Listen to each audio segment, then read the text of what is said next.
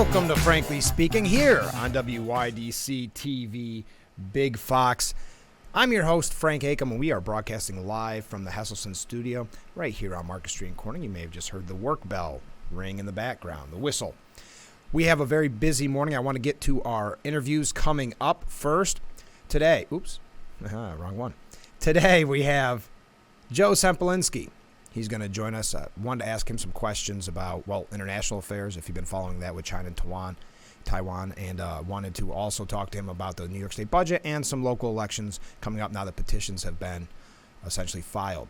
Tomorrow, we're going to have representatives from the Salvation Army in to join us, give us an update on the bell ringing campaign from Christmas time, and just find out how we can help. Salvation Army, an amazing organization that does so much for the community. On Thursday, from the Corning City Council, we'll have Allison Hunt. She's going to join us on Thursday. And on Friday, astronaut Eileen Collins, which works perfectly if you've been following the news with the recent announcement about the trip to the moon. So we'll talk with her on Friday. Okay, as always, if you have any questions for our guests, you can contact me right there. Either text, call, or email. Now, I want to start with a relatively big story before we go to our first break. And this is something we've been watching closely, and I think it's a good reason to celebrate. And that is Biden has signed the bill ending COVID-19 national emergency. Now, this ended the COVID-19 national emergency, which was first enacted during the Trump administration back in 2020. Man, time moves fast and slow at the same time during COVID, doesn't it? So originally he was not going to support it. He still doesn't like it, but he refused to veto it. The White House initially announced plans to extend the national emergency until May the 11th, kind of odd, and I guess another month. But the House Republicans put forth bills to end both immediately the national emergency as well as the public health emergency, because we had on both levels. The bill that the president signed into law yesterday ended only the national emergency, and the public health emergency, I believe, runs out in May. But we're making inroads. We are moving along. We are, even the president himself said COVID is over, right? So why keep these national emergencies and public health emergencies on the books? So that's one of the things promised early on with the new Republican majority in the House. So I know we talked about it with, I believe, Congressman Langworthy and maybe some others. So I thought it was worth mentioning. A reason to celebrate. One step closer to being back to normal, I suppose. We're going to talk a little international. We do have an update on the New York budget. Assemblyman Phil Palmisano was kind enough to join us yesterday on the program on his way to Albany. Stopped in here first to just fill us in on what he expected yesterday to look like, and we're going to give you an update on that. Pretty accurate. Of course, we saw another extension. Not sure how long. Governor Hochul seems comfortable with doing extensions as long as it takes. We'll tell you a little bit more about that. Dive into it a little bit deeper.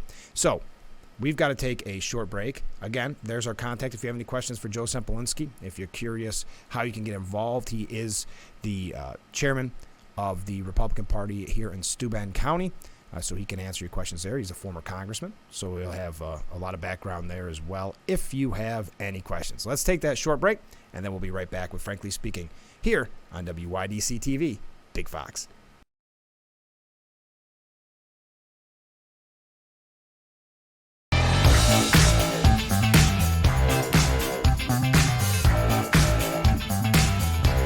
We're back with Frankly Speaking. I think you've seen the contact information probably long enough, but it's not too late to get in last-minute questions for Joe Sempolinski. I want to dive into the New York State budget, what we're seeing out of Albany. Let's go to our website here. So this coming specifically from the New York Post, but many covering it the last 24 hours or less. State lawmakers will not be paid themselves until a budget is passed. I guess that's trying to light the fire under our elected leaders. But it does ensure that 83,000 state workers get paid in time for the next payroll cycle. I guess the big hitch in all of this, the problem that we're having, again, I know we've talked about a lot the last few days, but is, as you see from this article from the Post, it's the bail laws. Hasty saying not willing to budge, essentially. Most of the oxygen is still on discussing bail. Even besides bail, I think there's issues with housing that still have to be dealt with, said Assembly Speaker Carl Hasty. Budget talks have been, at a standstill. It was originally supposed to be passed on April 1st. We blew past that. We're entering, today's April 11th, so there you go, 10 days. A spending resolution approved Monday will give Hochul, Hasty, and State Senate Majority Leader Andrea Stewart-Cousins another week to break the impasse over bail in pursuit of a final agreement.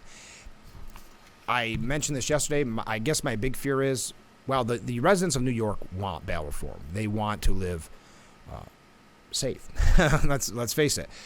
I think Governor Hochul recognizes that and sees this as a winning fight for her. But I'm concerned, number one, what negotiations could lead to, if she gives up too much in that pursuit, or I'm concerned that they'll word it in a way where both parties win, and at the end of the day, there's no actual teeth to the law. I think that's a big concern. I'm hearing some rumblings behind the scenes.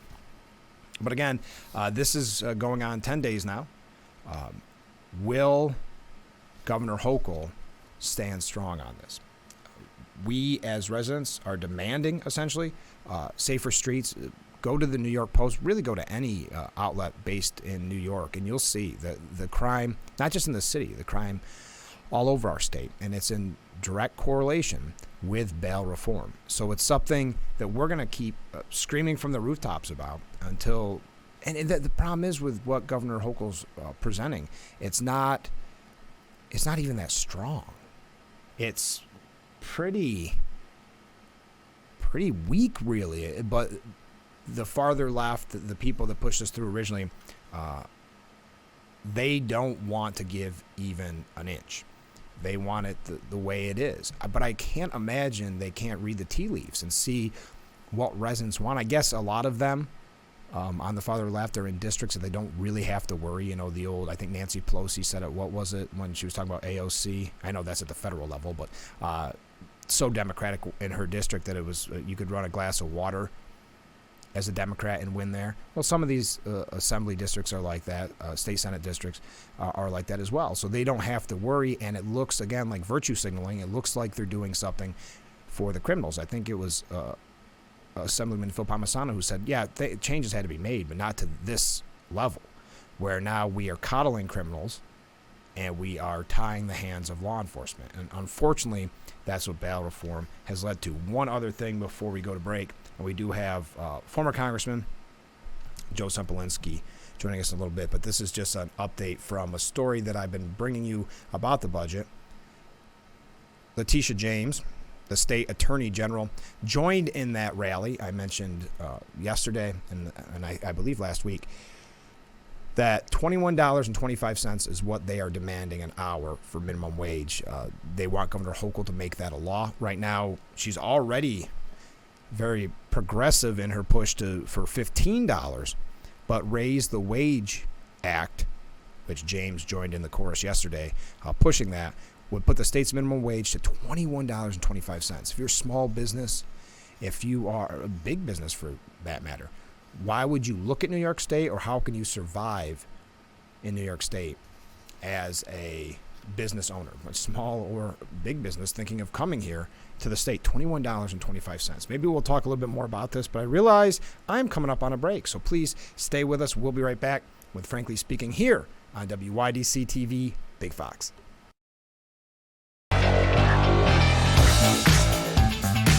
Welcome back to Frankly Speaking here on WYDC TV, Big Fox, broadcasting live from the Hesselson studio.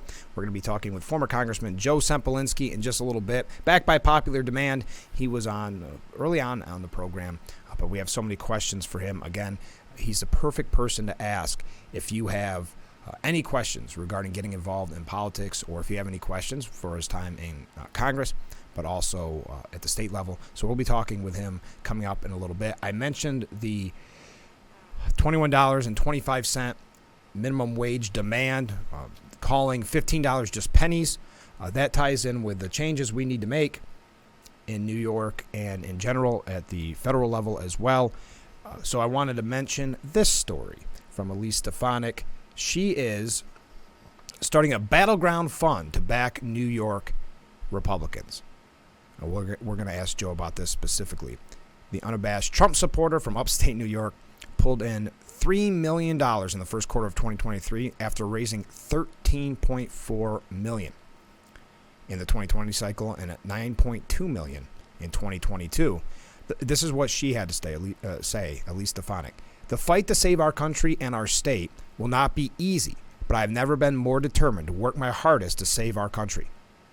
I'm grateful for the hundreds of thousands of grassroots donors to upstate New York, in upstate New York, and across the country. So hey, we can't give up, right? We've heard that from so many people in the past. We can't give up as a state, even though we see discouraging news after discouraging news, especially out of Albany. But I'm glad that we're making some inroads. Elise Stefanik, a great fundraiser and a very vocal conservative. So I think that'll be, it can only help, right, on the Republican side of things. We've got to take that short break because we have Joe Sempolinski coming up. So please stay with us. We'll be right back with Frankly Speaking here on WYDC TV, Big Fox, broadcasting live from the Hesselson studio here on Market Street Corning. Walk by, wave. All right, we'll be right back.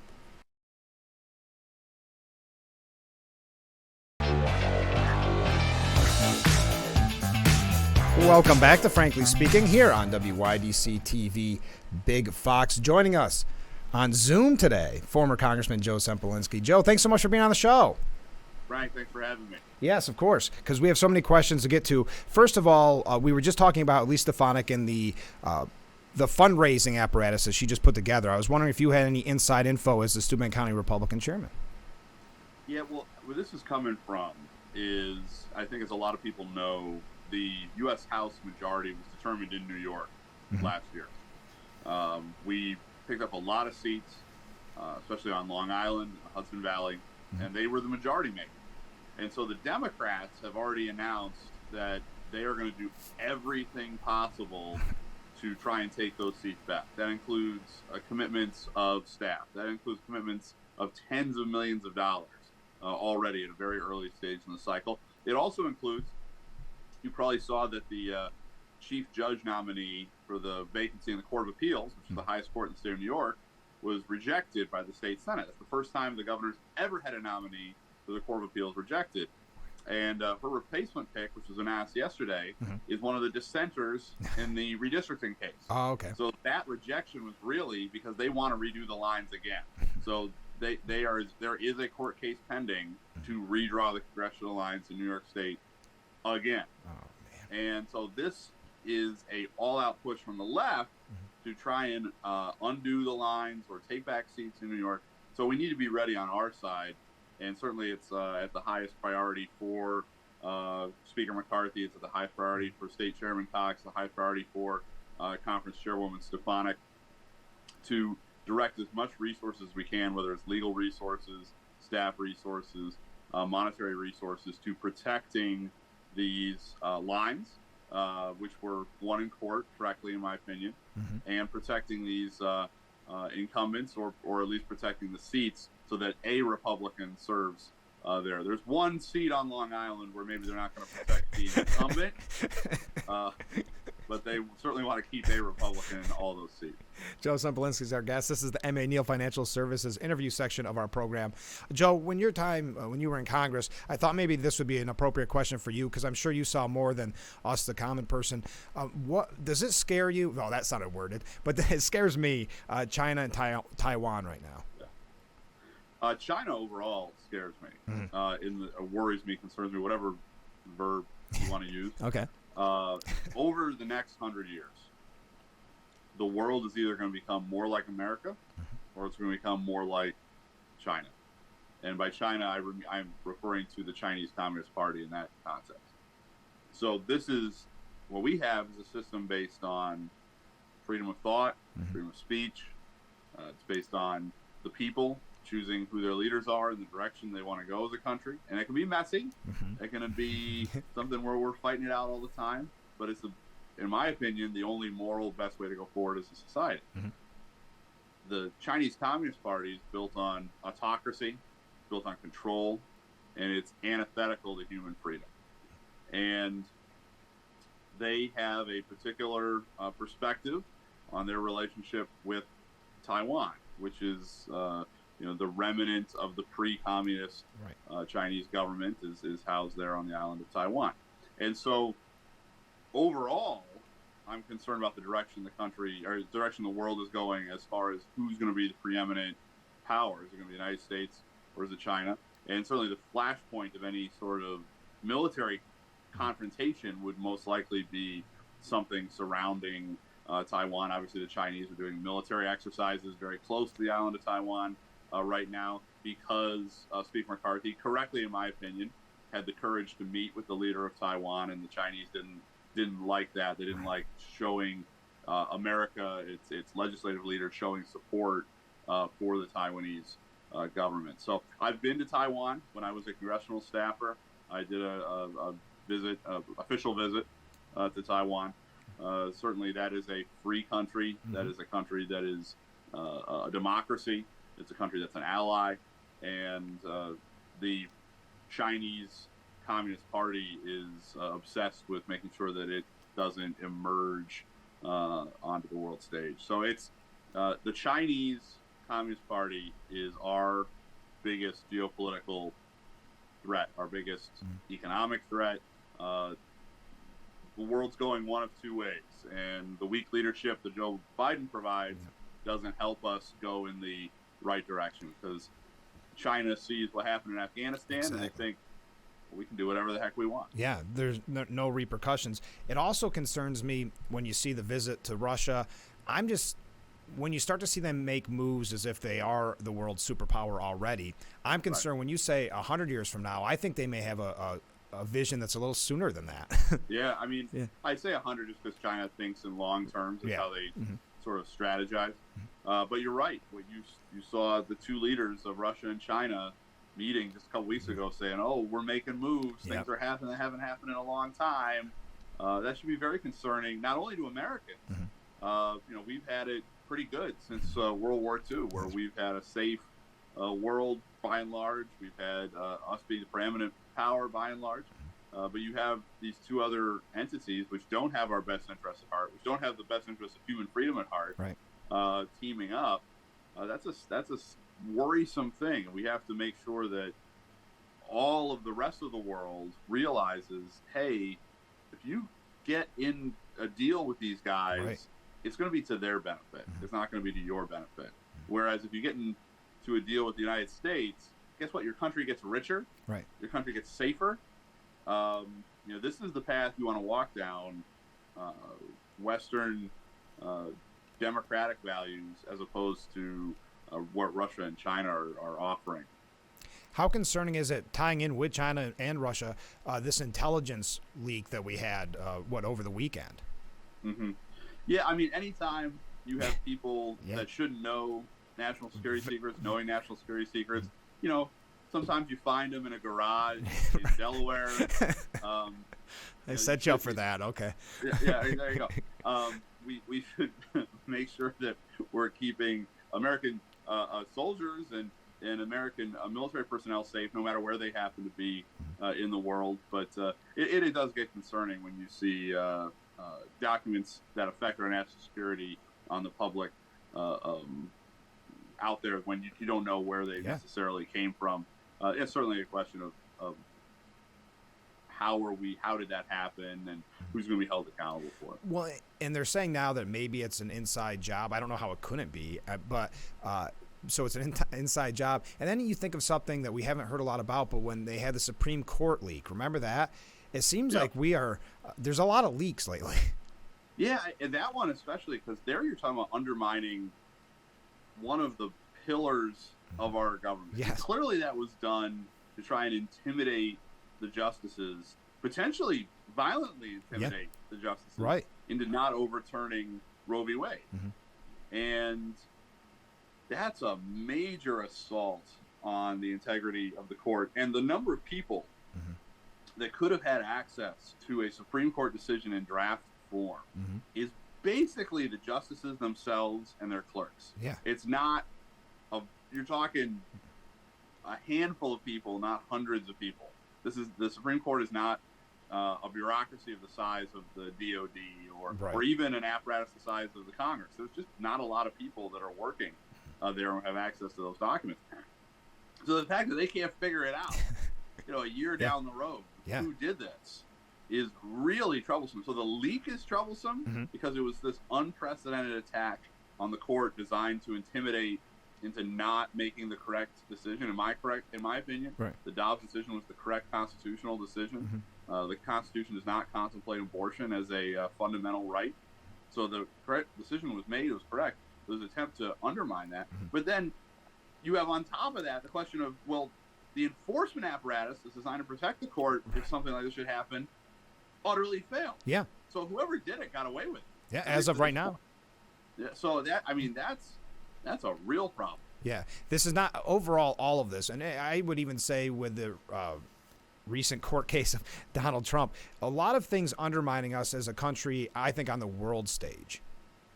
Meaning the visual aspect of it. Whatever you think about what's going on with former President Trump, put that aside. Just what this all signals on a larger picture.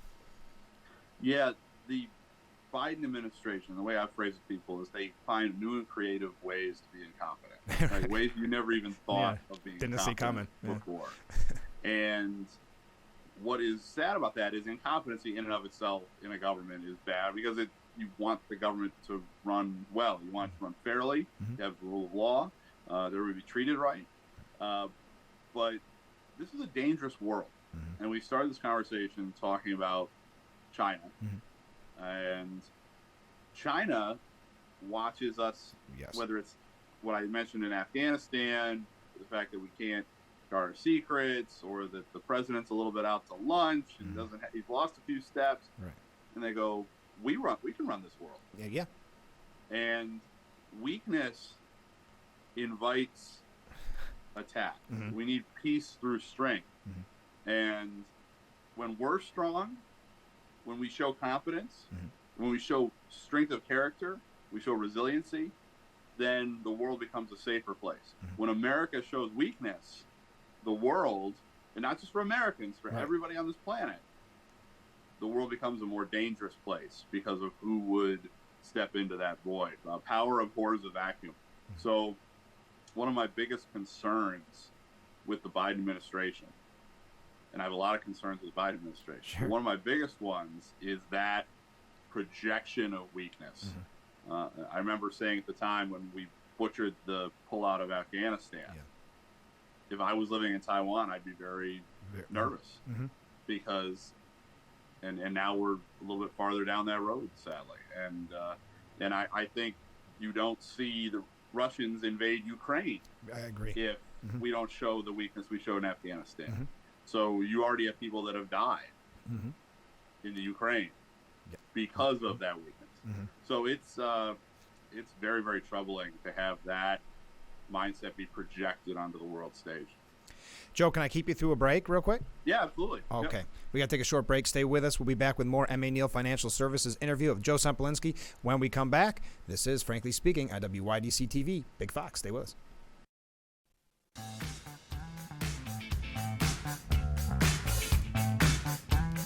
Welcome back to Frankly Speaking here on WYDC TV Big Fox. This is the M.A. Neal Financial Services section of our interview, and we're broadcasting from the Hesselson studio. Joe Sempolinski is our guest. Joe, we've been talking about a lot of major issues, and this is a major issue, at least locally and statewide. What do you think right now about the New York State budget process? Yeah, it's all messed up. Yeah. That's the simple word. I for everybody out there so they know, my day job now is I'm chief of staff for Assemblyman Giglio. So I've been dealing with this a lot, and I was meeting with a local official in Steuben County a couple weeks ago, and he asked me, you think the budget's going to be on time? And my answer was, hell no. Right. That was my expert analysis from the State Assembly. And I was right, which is good. Good that I'm right, not good that it's late. But so we've now gone through two extenders. So they have extended the ability to pay state workers for 1 week last week, and then they did another one yesterday. But what some of the problems are is this is Democrats fighting Democrats, Mm-hmm. and this is not an open process. No. And one of the things when I was in Congress, I was very concerned about, and one of the reasons that I voted the way I did on some of the budget legislation was, at least partially, the process was all screwed up. Mm-hmm. I mean, it's all done behind closed doors, and certainly it's the same way in Albany, perhaps even worse than in Washington, to be honest with you. Yeah. Where you just have the Speaker of the Assembly, the Majority Leader of the Senate, and the Governor, and they have a variety of issues. One is spending. The Governor wants to spend $227 billion, which would be a record budget by a large margin. And the legislative Democrats, want to go even further. Yeah, it wasn't far enough. More money. Mm-hmm. The governor wants to have some modest changes to the bail reform. Certainly, in my opinion, Very in the modest. opinion of pretty much every Republican and a lot of Democrats, not changes that go far enough, but at least something. Yeah. And the Democrats and the legislature don't want to do that. That's the biggest issue coming up the budget.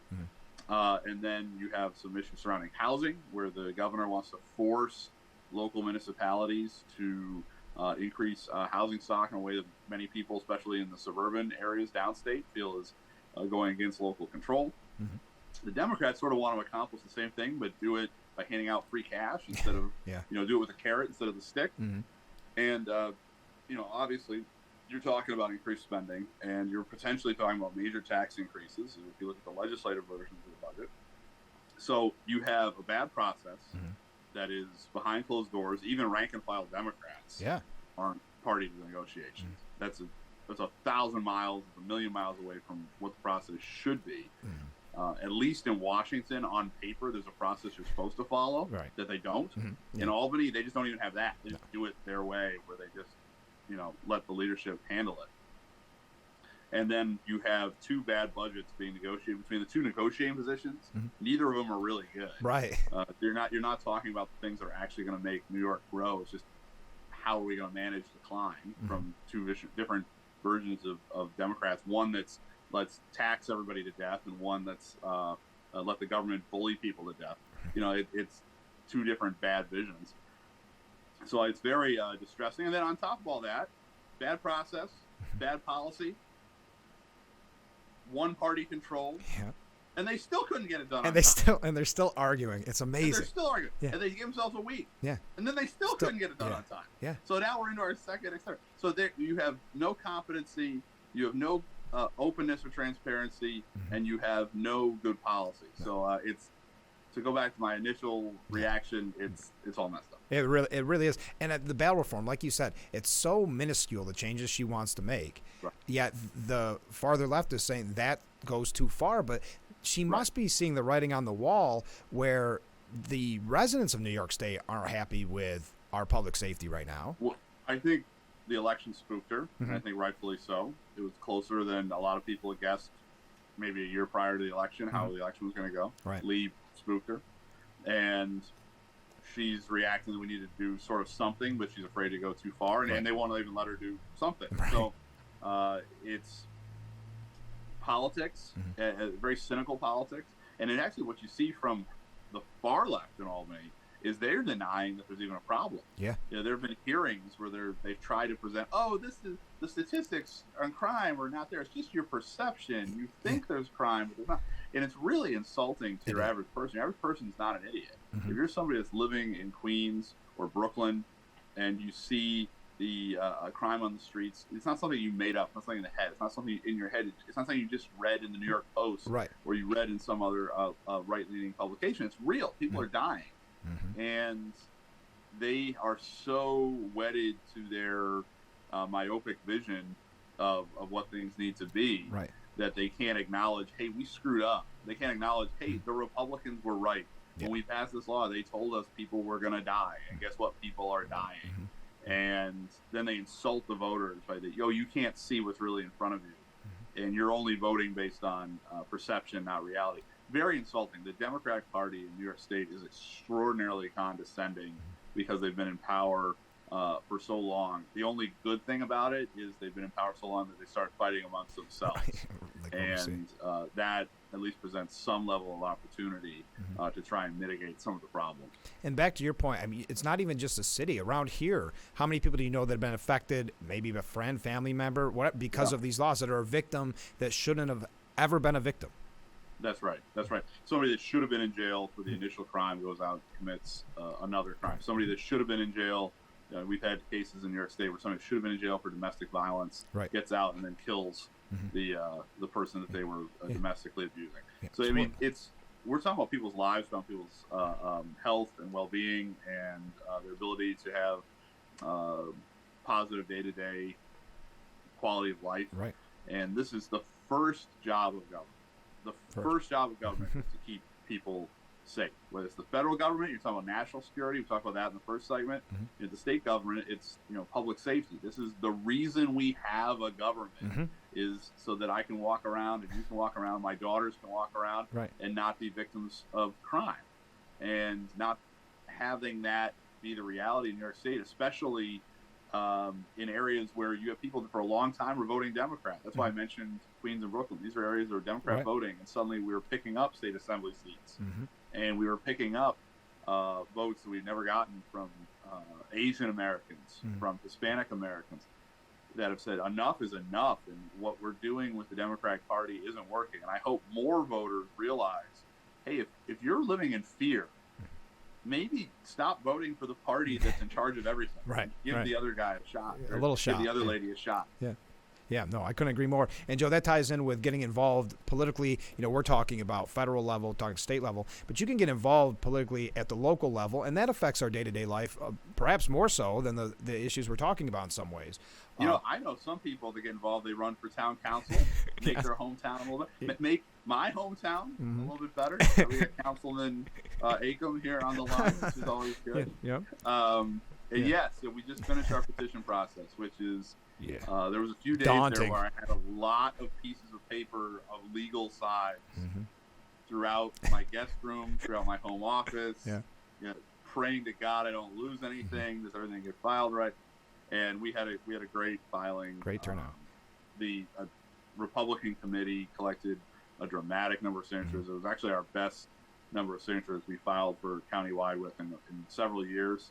And so we will have, at this point, the filing's done. So it looks like at this point, our district attorney, Brooks Baker, county clerk, Judy Hunter, and our coroner candidate, Steve Kopp Jr., are going to be unopposed. In theory, someone could run as an independent, but it looks like at this point they're unopposed. And so the focus is going to be on us playing offense.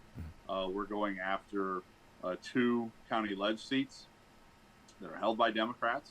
The legislature in Savannah County is currently 14 Republicans and 3 Democrats. One of the Democrats isn't up for re-election this year because they're staggered terms. But 2 of them are, and we have good candidates in both of those races. The prominent one, and where you're at in Corning, is we've got Allison Hunt, the deputy mayor, running for legislature, and the person currently holding that seat just went through a pretty aggressive legal process and pled guilty to crimes. So I'm hoping we can take that seat back. But again, there's also a seat in Wayland-Cohocton that's currently held by a Democrat that we're going after. And then in the 2 cities, we're going after the 4th Ward seat in Corning. That's currently a Democrat-held seat. We've got a great candidate. And then in Hornell, there it's 8-2 Republican. We've done really well in Hornell, and we're still going after one of the Democrat seats. There we will have. There's a couple challenges. We have to hold seats as well. So we're going to have, it looks like, 1 competitive council seat in Corning, 3 competitive council seats in Hornell, and 2 competitive county legislative seats. And then on top of that, in the towns, there's a variety of. There's a couple primaries. There's some other local races, but those are the big ones. Going to try and grow majorities in the legislature and the Hornell City Council, and trying to pick up seats in Corning. And I'm very confident in all those cases. We've got good candidates, and we also have a lot of younger and female candidates. The 2 county ledge candidates and the candidate in the 4th Ward in Corning are all young women. That's great. And I'm excited about that because people make up this baloney that somehow the Republican Party is the party of, old white men. Now, all right, I'm an older, I guess I'm 40, so I'm sort of older, a white guy, but this is a party where we have people of every background. We have people of every age. We have people of a variety of different perspectives that are just looking to live a freer, safer, more prosperous life in Steuben County, in New York, in the United States of America. And this is a party where we invite and encourage people of all backgrounds who have that like-minded. We have unity of thought and ideas as far as the direction of the country going in a more free way, and the background people bring to that. We have a variety of different backgrounds. And I would encourage people, it's a very simple process to get involved. Maybe you don't want to run for something. Maybe you want to just become on the actual or in the Republican Party of Steuben County or Chemung, and we talked to everybody. Tell us how simple that is. Well, we've talked about petitions a lot, and that is the simplest way. If you if you go out and got petitions for a candidate, you are their best friend. You are there. You are somebody that is now active. Yeah. And what was cool about this petition process, I mentioned it went really well. And one of the reasons it went really well is we have some new committee people that have joined in the last 2-3 years. And you have a lot of new energy that's come into the party. That's great. We've got new folks that have joined in Irwin and in Bath, especially. Those are two areas come to mind where there's been sort of a revitalization in the level of energy that people have. And those are folks that wanted to get out and knock on doors. And there are folks that are calling me saying, hey, I want to do more. The grassroots level stuff. Now let's go do something else. Yeah. That's and having that level of energy is exciting, especially in a local year. Yeah. Because sometimes you get that in a presidential year, but you don't get that in a local year. But as you said, you have more of a say who is your city council person than you have over who's president, right? Because your vote counts more. And what happens day to day is, in many ways, affected by that more. Obviously, the long term is more national, but the short term, what happens tomorrow, whether that pothole gets filled or whether you're going to have crime on your street, those are decisions being made at City Hall and at the county building in Bath. And so we need to make sure people are energized in 2023 for those decisions, but then that builds into the presidential year next year. Yep, gets that momentum going. Joe, I've got to go, but what's the best way to contact you if they want to get involved? Yeah, my email is joe.sempolinski@gmail. That's joe.sempolinski@gmail.com. Right on the bottom of your screen is how you spell it, right there. That's right. Just put a dot between the two and slap a Gmail at the end. There you go. Well, Joe, thanks as always for being on the program. You were back by popular demand this quick, so I hope we can have you on soon. It's always a pleasure, and I'm glad the show's going so well. It's going great.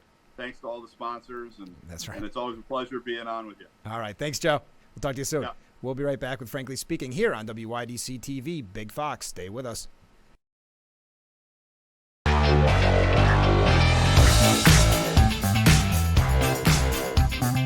Welcome back to Frankly Speaking here on WYDC TV. Big Fox broadcasting live from the Hesselson's studio. I want to thank Joe Sempolinski for being our guest, former congressman and Steuben County Republican chairman.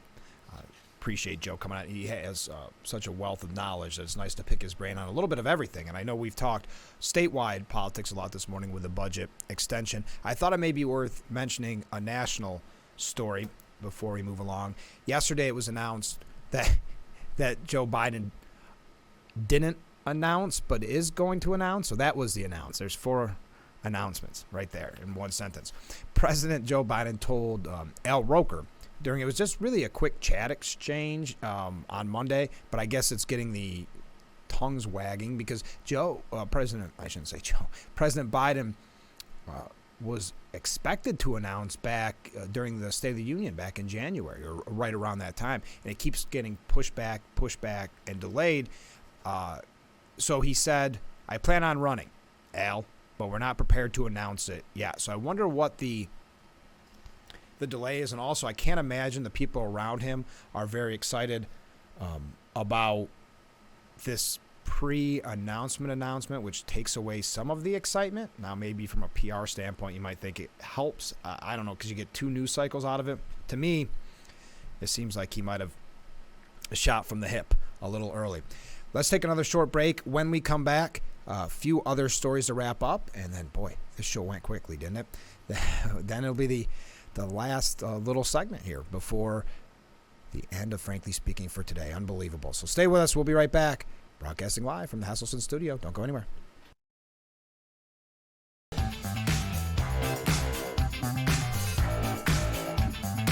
Welcome back to Frankly Speaking here on WYDC TV Big Fox. We talked some international stories with our guest this morning, Joe Sempolinski. They're asking the question out of the Daily Mail, was the Pentagon leak an inside job? I'm not sure what the official definition of that would be, an inside job. It seems, obviously coming from the Pentagon, but I'm not sure where else they're suggesting it could be coming from. Republicans were blasting Biden for the slow U.S. support for Ukraine to come out of that. And I wanted to tie that in with other, I guess you could say, troubling world news. Egypt, our ally, ordered 40,000 rockets to be produced and shipped to Russia. So does this go back to our conversation that we were having with Joe earlier, where people are potentially choosing sides early or not wanting to upset the apple cart with Russia? They even suggesting at the time that it be kept under wraps to avoid problems with the West. And that's a quote from the Washington Post. Also, I know I'm going through some things quickly, and I apologize, but we had so much to get to, that the China military says that they are ready to fight after the drills near Taiwan. Yeah, I wanted to make sure I had the one screen up. Yes, they declared Monday it is ready to fight after completing 3 days of large-scale combat exercises. And to Joe's point and the point we made earlier on in the program, when you look at Afghanistan and our disastrous withdrawal there, Taiwan had to be nervous. That just opened the door for what we're seeing there, and that ties in with what Mike Pompeo said, the former Secretary of State Mike Pompeo. He was on Fox News, and he said, you have to convince the Chinese Communist Party there are real cause for bad behavior. And if their president who says, gosh, a minor incursion into Europe might be okay, or they see a president abandon Afghanistan where we have 13 killed, those are the things the Chinese leadership will see as appeasing. It puts American lives at risk. Yes, it signals that weakness. Now, co-host for that program on Fox News, Sandra Smith, asked the question. Senator Lindsey Graham suggested this as far as troops in Taiwan. I guess that wasn't really a question. Lindsey Graham saying strategic ambiguity is not working. China, after Afghanistan, believes the store is open, that you can go in and take whatever you want on Biden's watch. I would be very much open to using U.S. forces to defend Taiwan. It's in our national security interest to do so. Well, you could say whatever you want about Lindsey Graham always pushing for troop involvement, but yeah, we would have to stand strong with Taiwan in this, because otherwise this would be another sign of weakness that would only open the door for that. Again, China's goal of becoming a superpower, and I think it's moving quickly. It'll be. They're making their move sooner rather than later. But we are out of time. We're actually out of time about 30 seconds ago. So thank you to Joe Sempolinski for being our guest. Tomorrow we'll have representatives from the Salvation Army will join us, tell you how you can get involved with such a great organization. And then on Thursday, Allison Hunt, who Joe had mentioned, she's running for Corning City Council, and she is currently on the council. So we'll talk with her. And then on Friday, Eileen Collins, the astronaut. So have a great day, everyone. And tune in tomorrow morning. Make us a part of your daily morning routine here on Frankly Speaking on WYDC TV, Big Fox. Have a great day, everyone.